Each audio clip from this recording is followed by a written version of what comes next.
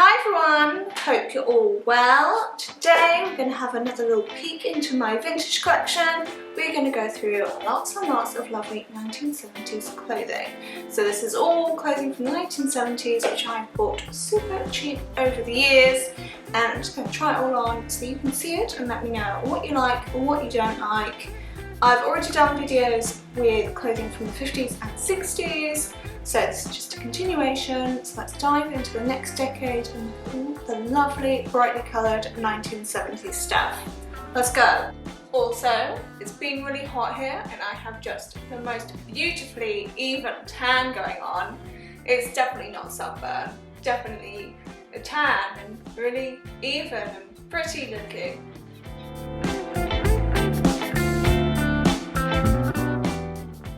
Let's get started with some great 70s bat wings. This is a super pretty, completely sheer maxi by Wallace. It has a kind of abstract Japanese inspired print and it's got some great 1970s draping going on.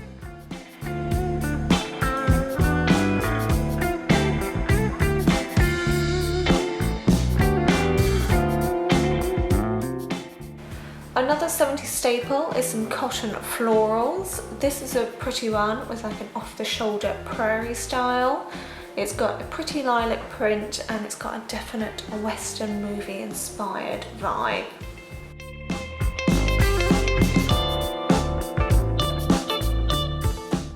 This is a nice simple maxi dress, very typical of its time and style, with an Indian inspired sort of block printing. And it's got a tiered skirt, a very common design of the period.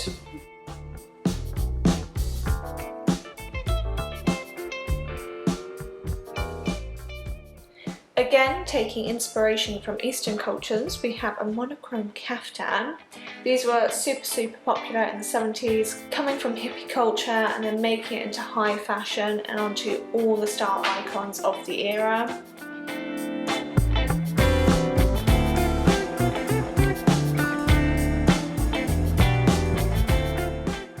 In a 70s closet tour, there had to be more than one tiered maxi, and this one has a pretty lace trim and a ruffled off the shoulder detail, again giving a Little House on the Prairie vibes.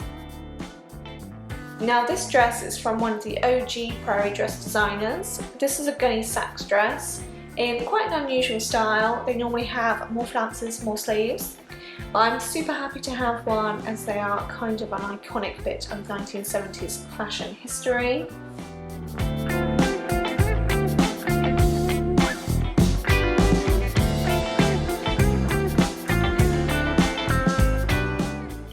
Then this one is less hippie chic and more sophisticated slinky style. It's a nice recent purchase and it's very inspired by the 1930s, which were a huge influence on 1970s design, and it's got a lovely bit of colour and just very slinky and sophisticated.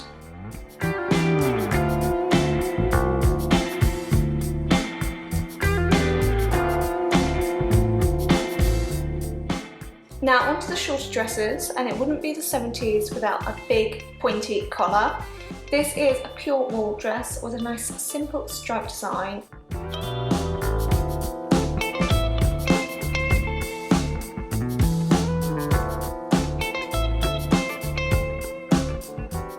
This is a sweet autumn toned dress with another slightly abstract floral on a sheer fabric and a nice cutout on the shoulders.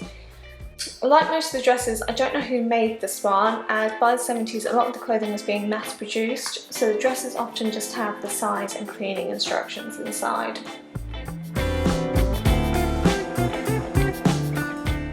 Which is again the case with this sweet floral dress. With its itty bitty spaghetti straps and a smock top, it's super comfortable and just perfect for the hot weather.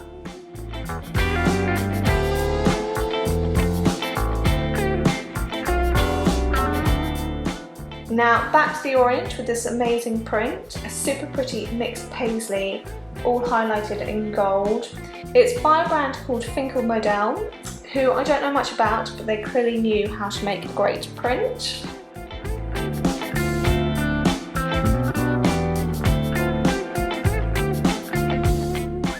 Another unusual print. I can never decide if it was meant to be leopard or tortoiseshell, but it's another pretty floaty sheer fabric.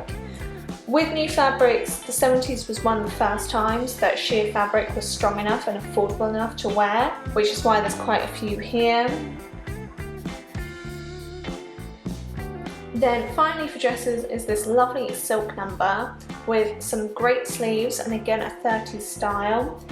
It's made by Balestra, who made a lot of really great silk scarves, and I've seen a lot of other really lovely dresses by them online as well.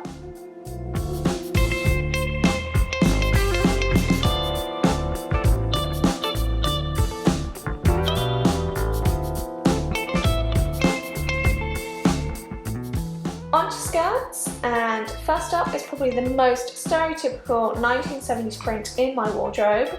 A bright burnt orange covered in neon flowers. A skirt which could only exist in a post-Yellow Submarine world.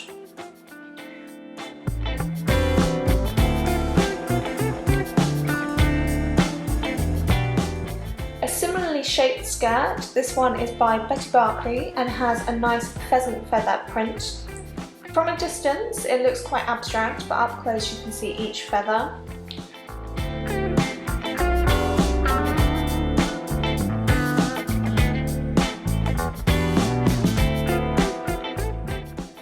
And this is my best 70s skirt because ducks.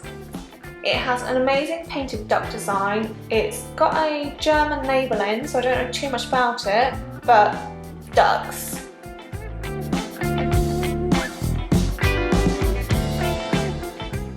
Now I had to include a couple of coats because shearling Afghan coats like this one are a 70s icon. They again came from the hippie movement in the late 60s to being kind of a high street and high fashion staple by the end of the 70s.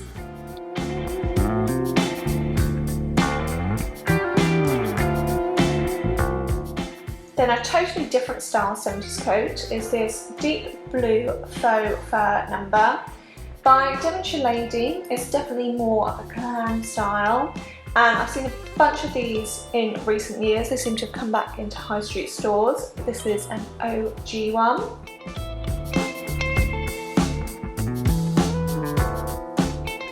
Then finally something unusual for my wardrobe. It's this little two-piece suit. It is made by Kenzo and I believe it's late 70s, it could be early 80s, but it is definitely that Annie Hall late 70s style, which I don't have too many examples of, but it is 100% rocking that Annie Hall suited vibe.